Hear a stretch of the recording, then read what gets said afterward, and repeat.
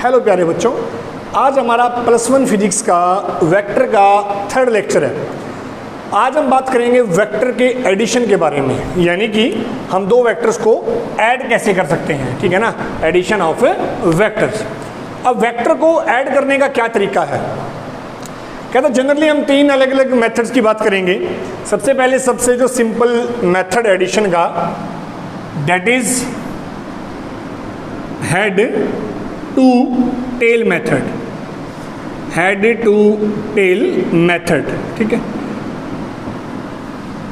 जो सबसे simple method है वो क्या है, हेड टू टेल मेथड। अब इसमें क्या करेंगे, ध्यान से सुनिएगा। मैंने माना मेरे पास ये एक वेक्टर है ए, ठीक है, ये इस वेक्टर की टेल है और ये इस वेक्टर का हेड है। ये कोई दूसरा वेक्टर है बी, ये इसका टेल है और ये इसका हेड है। हेड टू टेल मतलब अगर इन दोनों का एडिशन करना है तो हमें क्या करना होगा, एक वेक्टर का हेड और दूसरे वेक्टर की क्या मिला देंगे, टेल, ठीक है ना।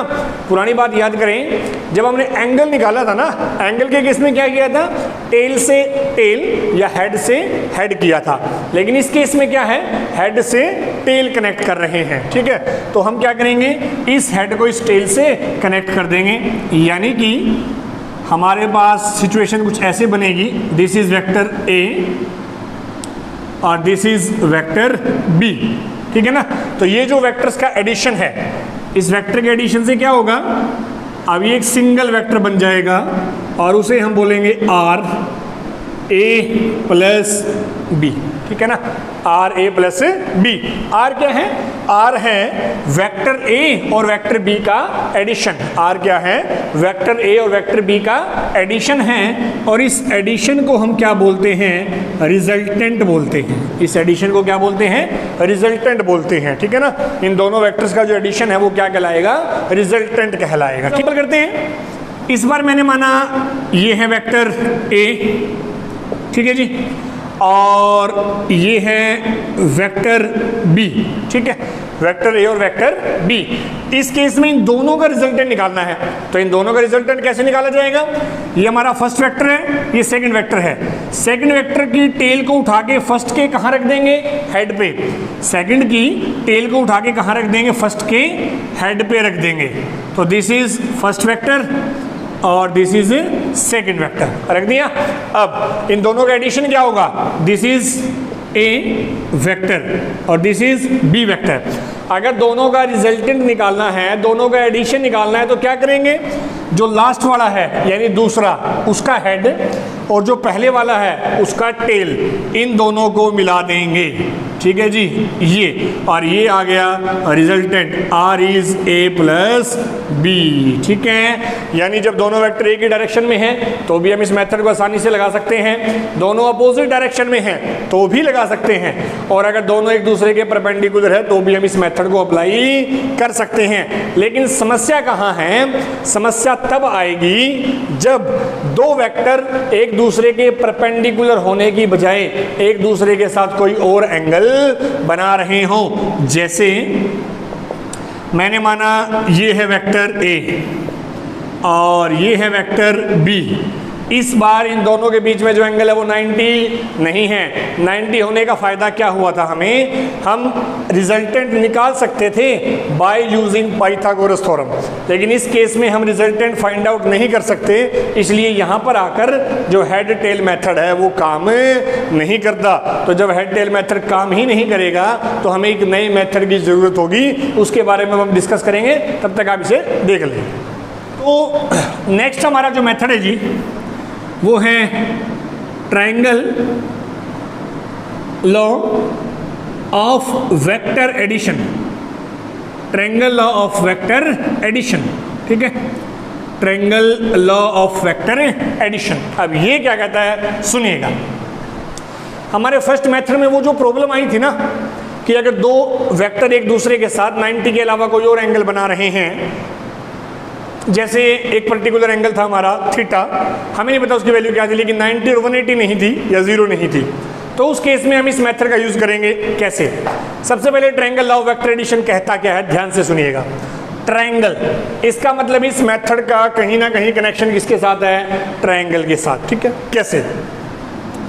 कहता है जी मैंने माना ये एक वेक्टर है ए, ठीक है, एक वेक्टर है ए, ये कोई वेक्टर है बी, ये एक वेक्टर है बी, ठीक है, और दोनों क्या कर रहे हैं? एक दूसरे के साथ एक पर्टिकुलर एंगल बना रहे हैं। ठीक है, अब कहता है इन दोनों वेक्टर्स को मिला के, इन दोनों वेक्टर्स को मिला के क्या बना दें? एक ट्रायंगल बना दें। जैसे ये फर्स्ट वेक्टर हो गया, ये हमारा सेकंड वेक्टर हो गया। ध्यान से सुनना, ट्रायंगल्स की दो साइड आ चुकी है। अब जो तीसरी साइड है ना, अब जो तीसरी साइड है वो हमें क्या देगी? इसका रिजल्टेंट देगी। लेकिन कंडीशन ये है कि जो तीसरी साइड का ऑर्डर है वो पहली दोनों के अपोजिट होना चाहिए। ऑर्डर का मतलब देखें, ये वेक्टर ए, ये वेक्टर बी, दोनों का ऑर्डर क्या है? सेम। ये भी इस तरफ, ये भी इस तरफ। लेकिन इनका जो रिजल्टेंट है ना वो तीसरी साइड होगी, लेकिन उसका ऑर्डर कहाँ होना चाहिए? इन दोनों ऑर्डर के अपोजिट होना चाहिए। बात समझ में आई? मतलब triangle law of vector addition क्या कहता है? कहता है जी मान लो हमारे पास एक ट्रायंगल है और उस ट्रायंगल में दोनों जो साइड्स हैं उन साइड्स को दो वेक्टर के द्वारा रिप्रेजेंट किया जाता है एक ही ऑर्डर में। जब उसकी तीसरी साइड है अपोजिट ऑर्डर में, it represent the resultant of that vectors. Clear है बात समझो? ठीक है, आगे चलते हैं। मतलब अगर हम इसे लिखें कि अगर two vectors, if two vector are represented, if two vectors are represented by two side of a triangle taken in same order, then the third side taken in reverse order give their resultant। बात कुछ समझ में आई जी? कहता है मान लो हमारे पास एक triangle है, ठीक है, उस ट्रायंगल की दो साइड दो वेक्टर शो कर रहे हैं। कब? जब दोनों की डायरेक्शन क्या हो? सेम। तो जो तीसरी साइड बचती है वो क्या शो करेगी? रिजल्टेंट। लेकिन कब? जब उस तीसरी साइड की डायरेक्शन पहली और दूसरी साइड की डायरेक्शन के क्या होनी चाहिए? अपोजिट होनी चाहिए।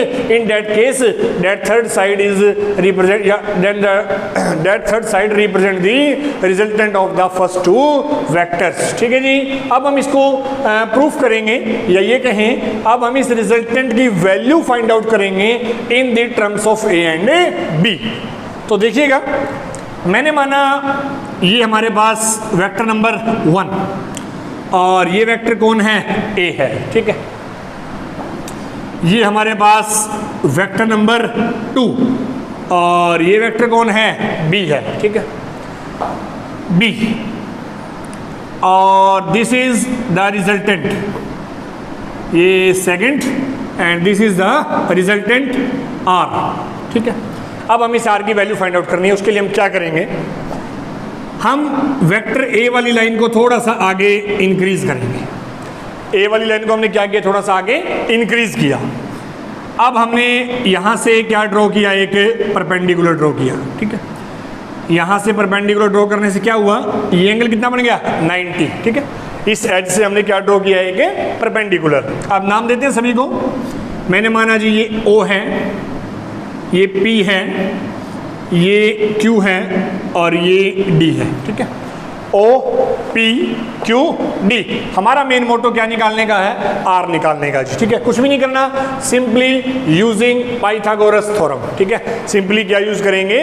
Pythagoras theorem. देखिएगा किस ट्रायंगल में? Triangle O P D। ठीक है ना, दिखाई दे रही होगी आप सभी को? समझ में आ रहा है कौन सी ट्रायंगल ले रहे हैं? Triangle O P D, this O P D। ठीक है, in triangle OPD, OPD triangle में क्या होगा, हाइपोटेन्यूज कौन है, ये हाइपोटेन्यूज है जी, यानी कि OP का square is equal to base का स्क्वायर, बेस कौन है, O से D तक, ठीक है, OD का स्क्वायर प्लस परपेंडिकुलर कौन है, PD का स्क्वायर, यानी कि दिस, ठीक है, OP का square is equal to OD का स्क्वायर प्लस में PD का स्क्वायर, ठीक है। अब OD को मैं क्या लिख सकता हूं, O से D, OQ प्लस QD, यानी कि OQ प्लस QD का स्क्वायर प्लस PD का भी स्क्वायर, ठीक है। अब अपना काम है जी इस QD और PD की वैल्यू को फाइंड आउट, इस QD और PD की वैल्यू को फाइंड आउट करना और उन वैल्यूज को उठा के फिर इस इक्वेशन में पुट कर देना, ठीक है। देखिएगा अब हम जो ट्रायंगल लेंगे वो हमारी होगी जी OPD, ठीक है ना, OPD। देखिएगा ये हॉस्पिटल वाली OPD नहीं है, OPD एक ट्रायंगल है। तो in triangle OPD, in triangle OPD, sorry OPD नहीं है, इन ट्रायंगल QPD, ठीक है, QPD। एक बार तो क्या निकालना है, QD निकालना है, ठीक है, और एक बार PD। QD कौन है इस ट्रायंगल का, बेस है, ये हमारा थीटा हो गया। QD कौन है इस ट्रायंगल का, बेस। तो बेस निकालना है हाइपोटेन्यूज की फॉर्म में, क्यों, क्योंकि हाइपोटेन्यूज हमें नोन है, हाइपोटेन्यूज क्या है, नोन है, हमें पता है कि B है, और बेस हमने निकालना है इस ट्रायंगल का, बेस निकालना है, हाइपोटेन्यूज पता है, तो कौन सा एंगल जो बेस और हाइपोटेन्यूज को कनेक्ट करे, कोस, इसलिए हम क्या लेंगे, cos theta. Base QD, hypotenuse PQ, ठीक है, या QP, सॉरी QP, वेक्टर की बात कर रहे हैं, इसका ध्यान रखना। So QD is equal to QP क्या है, B cos थीटा, ठीक है। तो QD क्या गया, B cos थीटा। अब हमें क्या निकालना है, PD देखो ये क्या है, इस ट्रायंगल का परपेंडिकुलर है, इस ट्रायंगल का क्या है, ये परपेंडिकुलर है। तो इस बार हम ऐसा एंगल लेंगे जो परपेंडिकुलर को कनेक्ट करे, साइन थीटा PD बाय में QP, ठीक है, PD बाय में QP, ओके। तो PD is QP into sine theta, तो QP again B sine theta, इसका मतलब PD आ गया B साइन थीटा। अब हमारे पास QD भी है, PD भी है, दोनों को उठा के यहाँ पुट कर देंगे। OP क्या था, रिजल्टेंट था, OQ क्या है, O से Q A है, ठीक है, मैग्नीट्यूड ले रहे हैं हम, और QD क्या आया है, B cos थीटा का square plus B sine theta का भी स्क्वायर, ठीक है।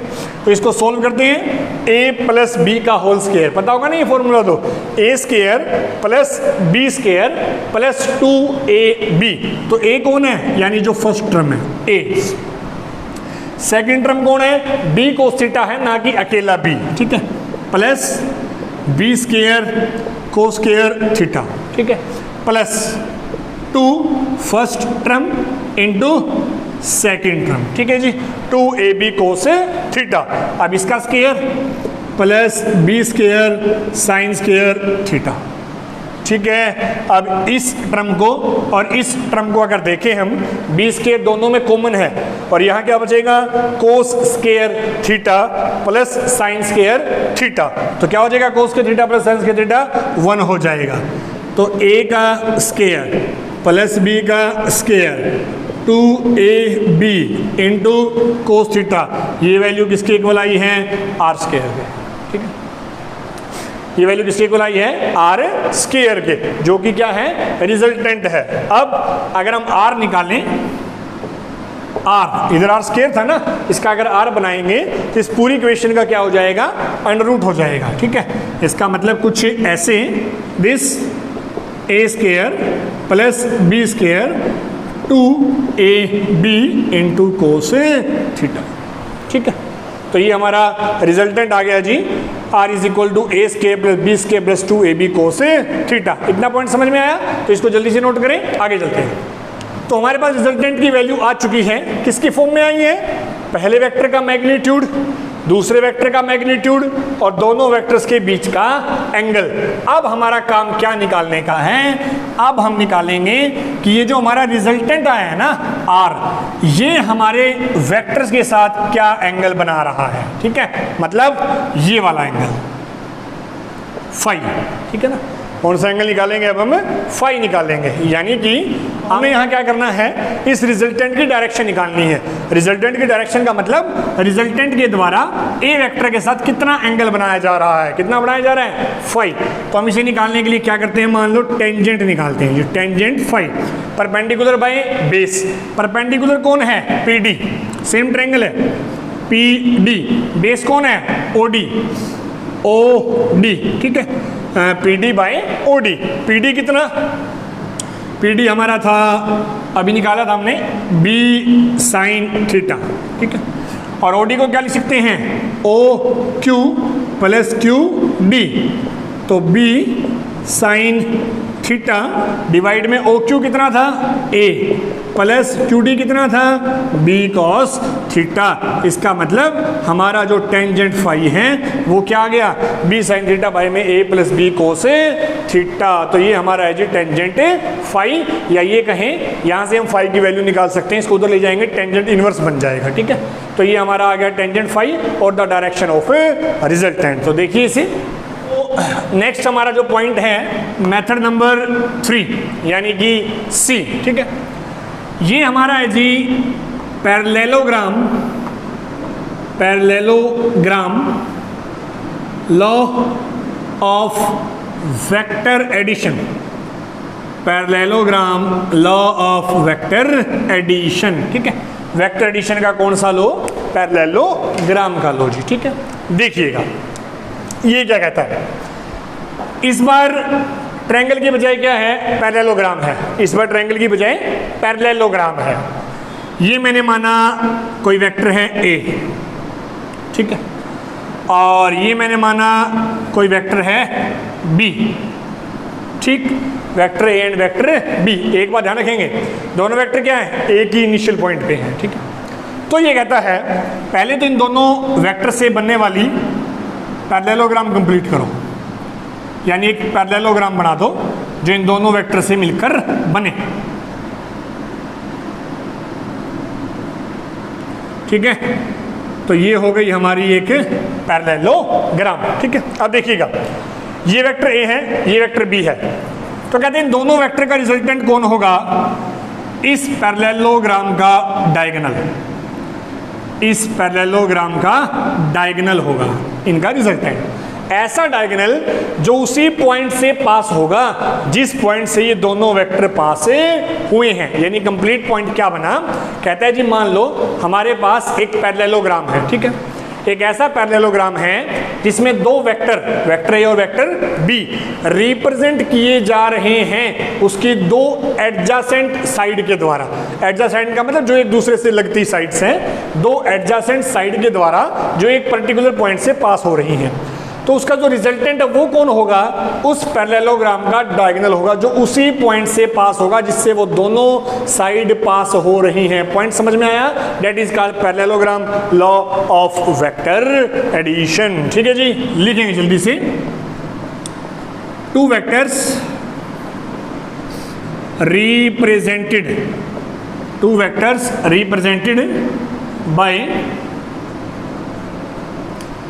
To adjacent side of a parallelogram, two adjacent side of a parallelogram passing या starting, ठीक है, starting from the same point, parallelogram starting from same point, then their resultant is given then their resultant is given by the diagonal. Then their resultant is given by the diagonal of parallelogram which also pass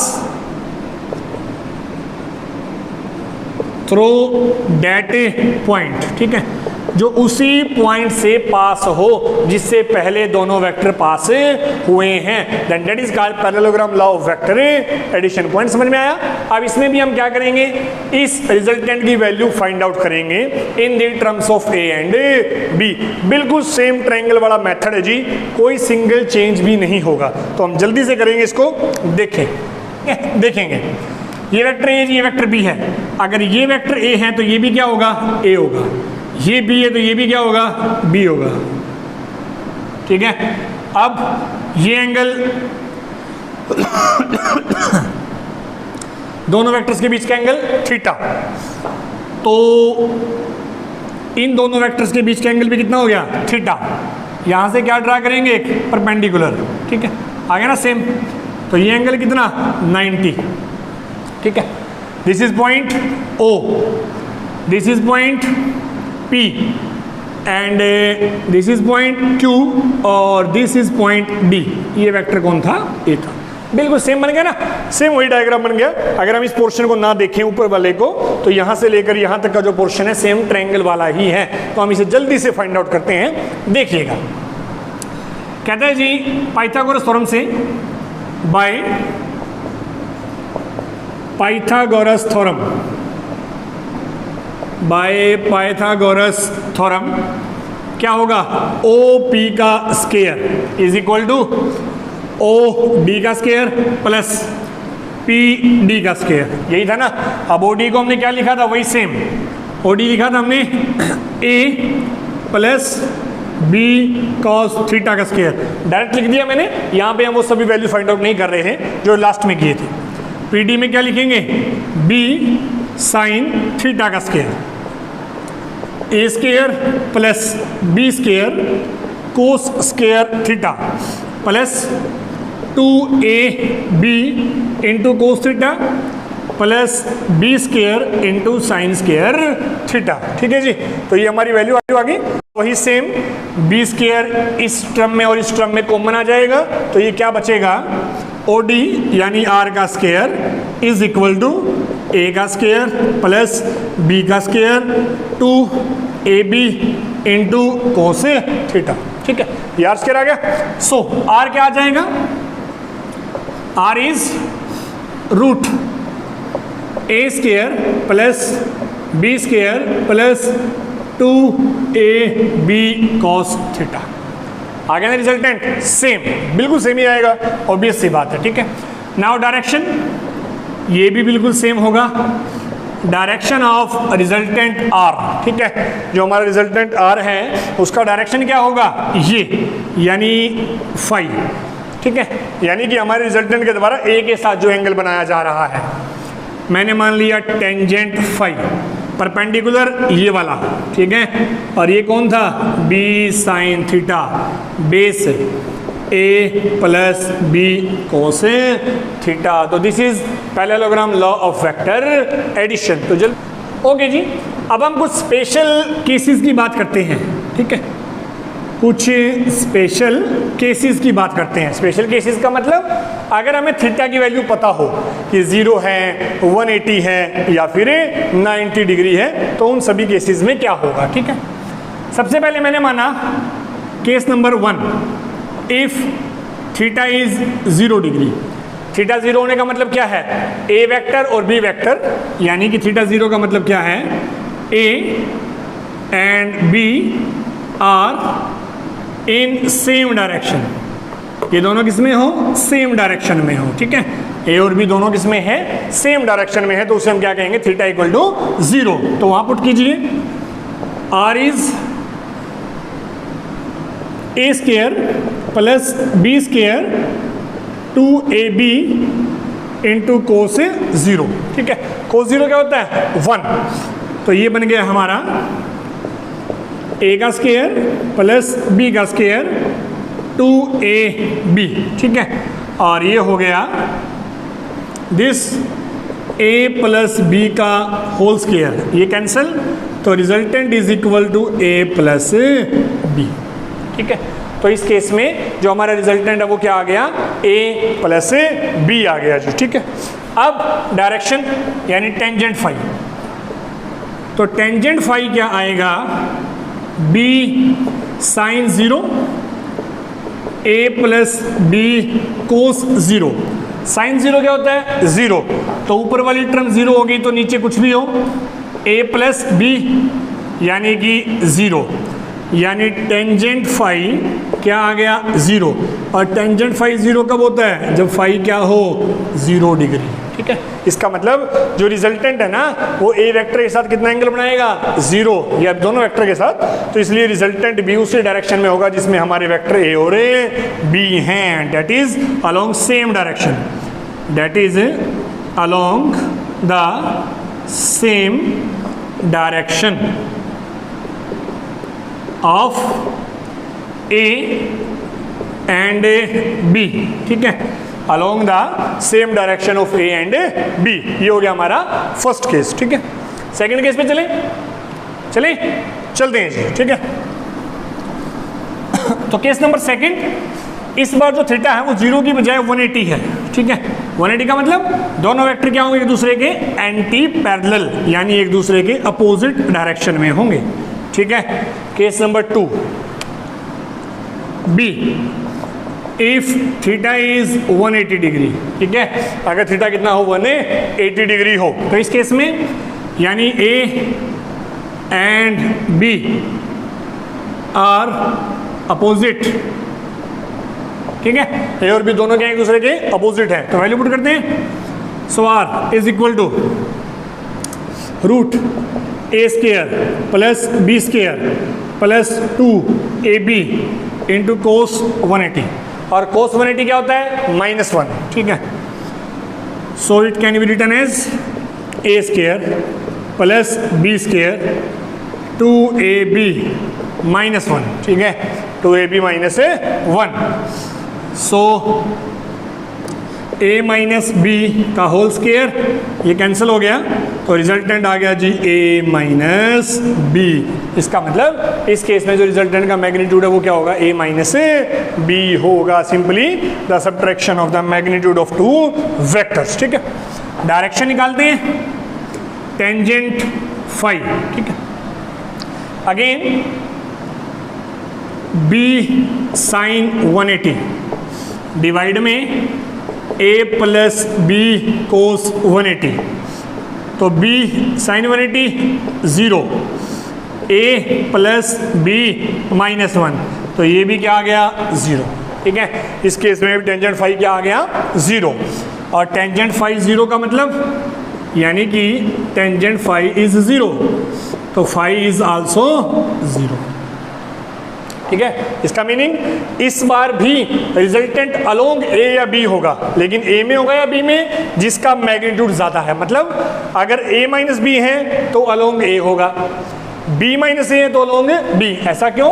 क्योंकि भाई जब subtraction करते हैं तो जो बड़े वाला number है ना, जो बड़ा वेक्टर होगा, रिजल्टेंट भी उसी की तरफ होगा, यानी कि r एक्ट अलोंग बिगर वेक्टर, जो r की डायरेक्शन है वो किसके अलोंग होगी, बिगर के अलोंग होगी। अगर बिगर a है तो a के अलोंग, और अगर बिगर जो है वो b है तो b के अलोंग। जल्दी देखें इसे, ओके। तो हमारा जो लास्ट मेथड है that is polygon law of vector addition, ठीक है, polygon law of vector addition, ठीक है जी। ये क्या बताता है वो सुनिएगा।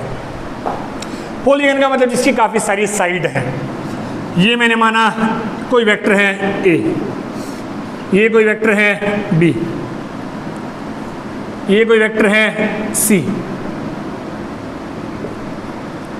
ये कोई वेक्टर है d, ठीक है। तो क्या कहता है ये लो जी, ये कहता है अगर हमारे पास एक पॉलीगन है और डिफरेंट वेक्टर्स क्या हो, उस पॉलीगन की डिफरेंट साइड हो जो एक ही ऑर्डर में ली गई हो। ठीक है, क्या है, हमारे पास एक पॉलीगन है 1 2 3 4 साइड है जिसकी। ठीक है, फिलहाल ज़्यादा भी हो सकती है, फिलहाल 4 है। उन साइड्स को 4 वेक्टर शो कर रहे हैं जो एक ही डायरेक्शन में है। तो उनका रिजल्टेंट कौन होगा, तो उनका रिजल्टेंट होगा जी जो क्लोजिंग साइड है। क्लोजिंग साइड का मतलब जो उस पॉलीगन को बंद करेगा, जो उस पॉलीगन को क्या करेगा, बंद करेगा। यानी ए बी सी डी इन सब का रिजल्टेंट कौन है, आर। ठीक है, लिखते हैं पहले, if the vectors are represented by the sides of polygon taken in same order, then their resultant तो उनका जो रिजल्टेंट होगा, then the resultant is given by the closing side, given by the closing side, ठीक है, of polygon। तो जो हमारा polygon है ना, उसकी जो क्लोजिंग साइड है, क्लोजिंग का मतलब जो उस पॉलीगन को बंद कर रहा है, और वो भी किसमें, अपोजिट डायरेक्शन में, by the closing side of polygon in opposite direction या इन अपोजिट ऑर्डर, तो वो क्या कहलाएगा जी, हमारा polygon law of vector addition. ठीक है, प्रूफ करते हैं थोड़ा। ये मैंने माना दिस इज रिजल्टेंट R1। ठीक है, तो अब देखिए, सो वी हैव, अब देखें O ए बी एक ट्रायंगल है जिसका पहला वेक्टर ए, दूसरा वेक्टर बी, दोनों सेम डायरेक्शन में, और रिजल्टेंट R1 अपोजिट में। ये वाला जो ट्रायंगल बना, ये क्या बना, triangle law of vector addition. इसका मतलब we have R1 is A plus B. Simple है। अब ट्रायंगल लेंगे ODC इन ट्रायंगल ODC। अब इसमें देखें, OD पहला वेक्टर, D सॉरी D नहीं है, ये OAB है। ठीक है, OBC। ठीक है, O ये O था, ये A था, ये B था, ये C था, और ये D था। ठीक है, तो इन ट्रायंगल OBC इसमें क्या होगा, OB plus BC is equal to this, और ये मैंने मान लिया R2, यानी कि R2। तो R2 क्या हो गया, OB कितना था, ये था, R1 था, R1 यानी दिस, प्लस BC कितना है, C है, यानी कि R2 is R1, A plus B plus C। बात को समझ में आई ना। पहले हमने ये ट्रायंगल ली, इसका रिजल्टेंट निकाला, अब इस रिजल्टेंट को इसके साथ लेके दूसरी ट्रायंगल ले ली, अब ये रिजल्टेंट आ गया। अब इस रिजल्टेंट को इसके साथ लेके तीसरी ट्रायंगल ले लेंगे सिमिलरली, तो फाइनली हमारा जो आ जाएगा similarly R is equal to R2 plus D, R2 plus D, और R2 कौन है, A plus B plus C plus D। तो जल्दी से देखेंगे इसे, A plus B plus C plus D। ठीक है जी, अब एक न्यूमेरिकल देखते हैं हम इसके ऊपर, जो अभी तक हमने फॉर्मूले किए हैं, कोई क्वेश्चन देखते हैं। ठीक है, क्योंकि जो फिजिक्स है ना, वो न्यूमेरिकल्स के बिना अधूरी है, ये बात ध्यान रखना। लेकिन न्यूमेरिकल तब होंगे जब आपको कंसेप्ट पता होंगे, यानी आपने थ्योरी को अच्छे से किया होगा। तो आज हम क्वेश्चन देखते हैं। कहते हैं दो वेक्टर हैं जिसका मैग्नीट्यूड कितना है, 4 न्यूटन है, act at an angle of 60 degree, find their resultant. इसका मतलब हमें दिया क्या हुआ है, हमें दिया है जी ए वेक्टर का मैग्नीट्यूड, बी वेक्टर का मैग्नीट्यूड, दोनों के दोनों कितने हैं, 4 न्यूटन है, मतलब ये फोर्स है। ठीक है, और दोनों के बीच का जो एंगल है वो कितना है, 60 डिग्री है। तो कहता है क्या निकालो इनका रिजल्टेंट, तो R is this, A square plus B square 2ab into cos theta. तो a कितना है 4 का स्क्वायर, 4 का square 2 into 4 into 4 into cos 60। तो ये हमारा हो गया जी 16 प्लस 16 2 4 8 32 कोस 60 होता है जी 1/2। ठीक है, कोस 60 कितना होता है 1/2 होता है। तो ये हो गया जी हमारा कैंसल, सिंपल सा मैथमेटिक्स 16। तो 16 प्लस 16 प्लस 16 यानी कि the magnitude of resultant is √48 और इसको हम लिख सकते हैं 3 इंटू 16 या 4√3 न्यूटन। ठीक है, ये हमारा क्या आ गया रिजल्टेंट आ गया। अब डायरेक्शन, रिजल्टेंट निकालने के साथ डायरेक्शन भी निकालनी है। ठीक है, सो tangent phi is b sine theta by में a plus b cos theta.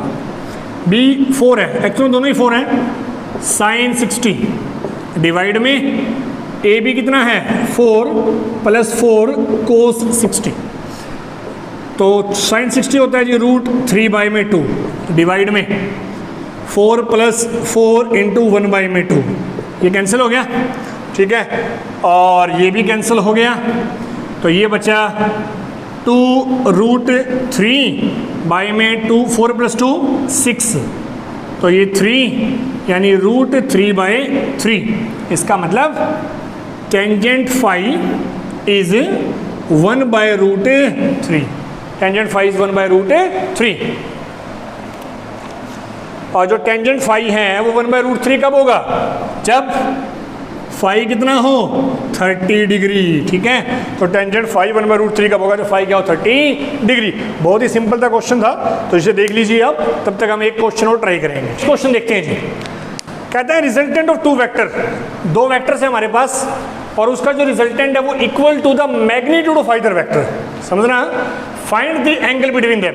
कहता है मेरे पास कोई 2 वेक्टर हैं, ठीक है, उन दोनों के जो रिजल्टेंट का मैग्नीट्यूड है वो उन दोनों इक्वल वेक्टर्स के मैग्नीट्यूड के इक्वल हैं। Then find the angle. मतलब सुनिएगा, मैंने माना पहला वेक्टर है जिसका मैग्नीट्यूड है a, ठीक है, दूसरा वेक्टर है इसका भी मैग्नीट्यूड है a, दोनों इक्वल हैं। ठीक है, और कहता है जो दोनों का रिजल्टेंट है r, इसका भी मैग्नीट्यूड क्या होगा, इन दोनों वेक्टर में से किसी भी एक के मैग्नीट्यूड के इक्वल होगा। तो क्या करें, दोनों का क्या फाइंड आउट करें, एंगल।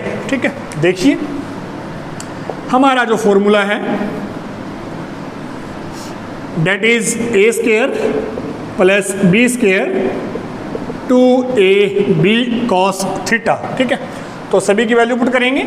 r की जगह आ गया जी a, स्मॉल a²